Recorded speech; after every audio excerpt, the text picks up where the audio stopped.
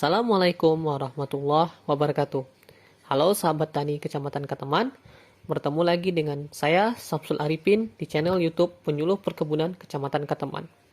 Nah, kali ini sahabat tani, kami akan membahas tentang budidaya kelapa dalam. Indragiri Hilir terkenal dengan sebutan negeri hamparan kelapa dunia. Namun, seiring berjalannya waktu, kelapa di Kabupaten Indragiri Hilir memasuki usia senja atau sudah tidak produktif lagi, sehingga dibutuhkanlah peremajaan kelapa agar kita bisa mempertahankan identitas kebun kelapa di Kabupaten Indragiri Hilir ini. Sahabat tani di sini tentu bertanya, bagaimana teknis budidaya kelapa dalam yang baik dan benar? Berikut tata cara budidaya kelapa dalam dengan baik dan benar. Yang pertama sahabat tani lakukan yaitu pemilihan bibit kelapa.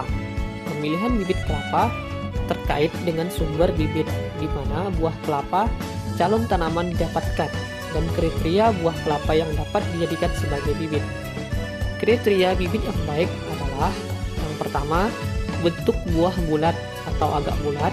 Yang kedua, buah masak fisiologi 11 hingga 12 bulan.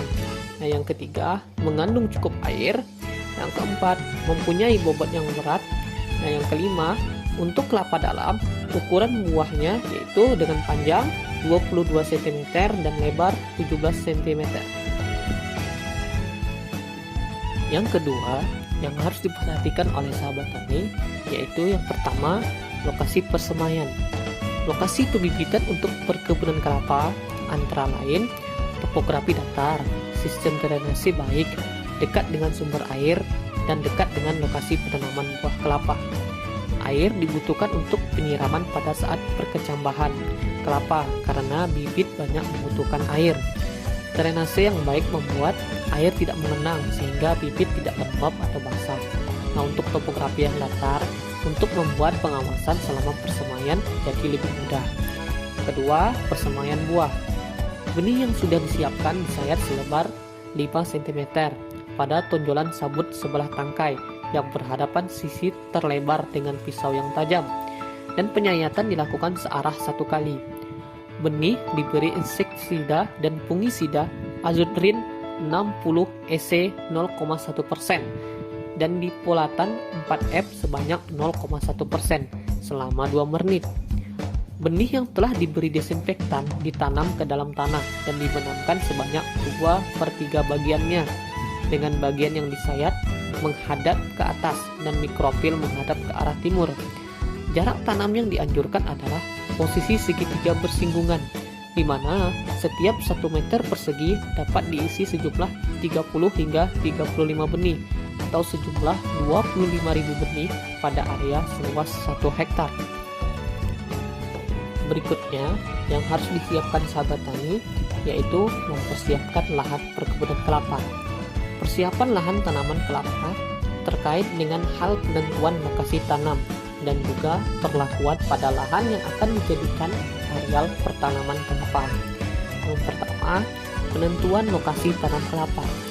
Lahan bekas hutan atau areal tanaman kelapa, bekas alang-alang, mengetahui sejarah OPT yang pernah menyerang daerah itu, mengetahui jenis tanah yang akan digunakan, melakukan land clearing yang tepat. Setelah mengetahui sejarah OPT yang pernah menyerang, akan mudah menentukan teknik pengendalian OPT yang nantinya akan menyerang. Nah, land clearing yang dilakukan secara tepat berfungsi untuk menghilangkan gulma yang mungkin menyerang. Selain itu juga membuat tanah memiliki sifat fisik dan kimia yang baik dan tidak akan mengganggu pertumbuhan dan perkembangan tanaman. Kedua, land clearing bekas alang-alang. Untuk land clearing atau pembersihan lahan bekas alang-alang dibabat sampai ketinggian 20 cm. Langkah selanjutnya dilakukan penyemprotan herbisida sistematik sebanyak 5 liter per hektar.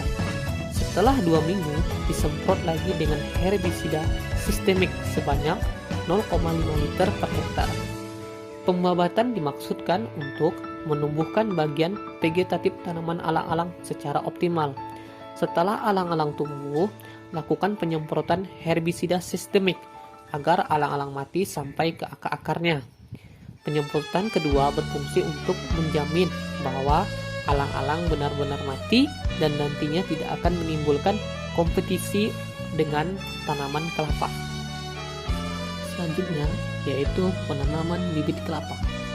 Setelah proses pembibitan selama lebih kurang 5 hingga 7 bulan, bibit yang telah disemai bisa dipindahkan ke lokasi penanaman. Adapun hal-hal yang harus diperhatikan di dalam proses penanaman yaitu yang pertama, waktu dan jarak tanam. Jarak tanam pada tanaman kelapa menggunakan pola segitiga sama sisi.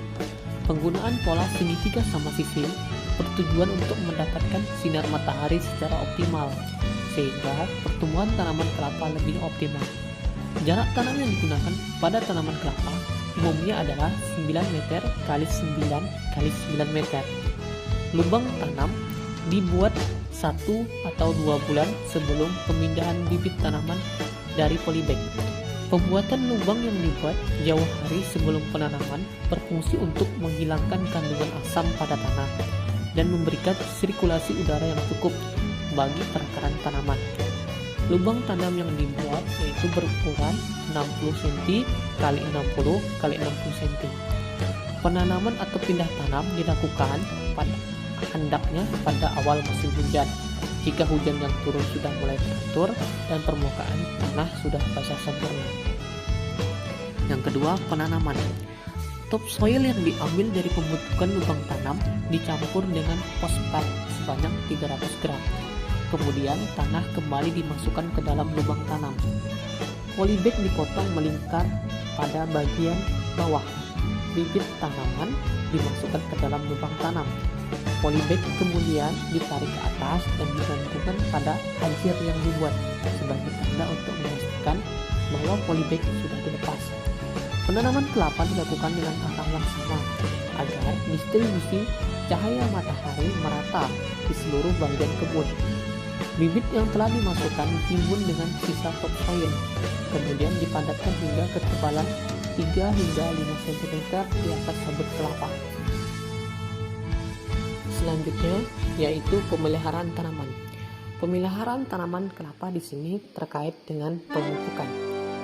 Untuk pemupukan pada tanaman belum menghasilkan, kelapa pada umur 1 bulan dipupuk sebanyak 100 gram per pohon dengan jarak 15 cm dari pangkal batang. Selanjutnya, bibit kelapa dipupuk 2 kali setahun pada awal musim hujan dan akhir musim hujan. Kedua, pemupukan pada tanaman yang menghasilkan dilakukan mulai tahun kelima dengan interval 2 tahun sekali. Dosis yang diberikan adalah urea sebanyak 500 gram, KCl sebanyak 600 gram, dan kiserit sebanyak 200 gram. Yang terakhir yaitu pemanenan kebun kelapa. Pemanenan kebun kelapa dilakukan pada kelapa yang sudah berumur tua. Hal ini dibuktikan dengan 4/5 bagian kulit buah sudah kering dan berwarna kecoklatan. Kandungan air berkurang yang ditandai jika buah dikocok mengeluarkan suara nyaring. Pada umumnya, sahabat tani di sini melakukan pemanenan dengan rentang 3 bulan sekali. Pemanenan kebun kelapa dapat dilakukan dengan membiarkan buah kelapa jatuh, dengan memanjat pohon, atau juga dengan menggunakan galah. Pada dasarnya, setiap metode memiliki kelebihan dan kekurangan masing-masing. Untuk pemanenan, dengan dibiarkan jatuh, akan didapatkan buah yang benar-benar tua. Namun, buah kemungkinan juga sudah terlalu tua, sehingga tidak baik untuk kopra. Untuk pemanenan dengan dipanjat, dapat melakukan sanitasi pohon kelapa sekalian. Akan tetapi kurang aman, terutama untuk pemanen-pemanen yang belum ahli. Dengan menggunakan galah, pemanenan akan aman, tetapi tidak dapat memilih buah yang benar-benar tua. Di Kabupaten Indragiri Hilir, khususnya Kecamatan Kateman, pada umumnya sahabat tani melakukan pemanenan menggunakan galah, sehingga lebih efektif dan aman tentunya. Baiklah, sekian materi kita kali ini. Sampai jumpa di video kita berikutnya. Salam sahabat tani, dan jangan lupa klik like and share, dan jangan lupa subscribe channel ini agar kita bisa sama-sama untuk memberikan informasi seputar penyuluhan lahan pertanian. Baiklah, sekian. Assalamualaikum warahmatullahi wabarakatuh.